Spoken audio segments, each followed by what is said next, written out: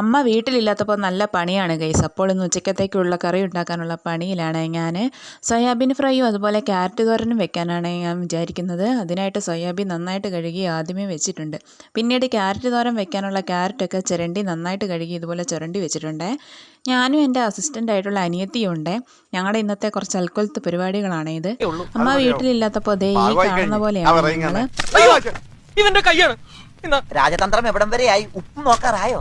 ഉപ്പ് നോക്കാൻ ഇത് ഉപ്പുമാവല്ല. ഇത് ഉപ്പുമാവല്ലെന്ന് എനിക്കറിയാം. ഞാൻ ആ രാജതന്ത്രത്തിന്റെ കാര്യമാണ് പറഞ്ഞത്. സാമ്പിൾ നോക്കാൻ ഒരു നമ്മൾ പുറത്തെ അടുപ്പിലാണ് ഇതൊക്കെ ഉണ്ടാക്കുന്നത്. കാരണം ഉള്ളിലെ അടുപ്പിൽ കത്തിച്ച പിന്നെ ഭിത്തിയിലൊക്കെ മുഴുവൻ കറയായിരിക്കും ഈ പുകേൻ്റെ. അതുകൊണ്ട് പുറത്താണ് ഇപ്പോൾ കത്തിക്കൽ.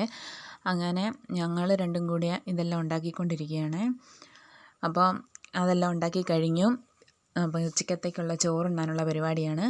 അങ്ങനെ അപ്പോൾ ഇന്ന് ഇതൊക്കെയാണ് ഉള്ളത്. അപ്പോൾ എല്ലാവർക്കും നമ്മുടെ വീഡിയോ ഒക്കെ ഇഷ്ടപ്പെട്ടാൽ സബ്സ്ക്രൈബും ലൈക്കും തന്ന് സപ്പോർട്ട് ചെയ്യണേ.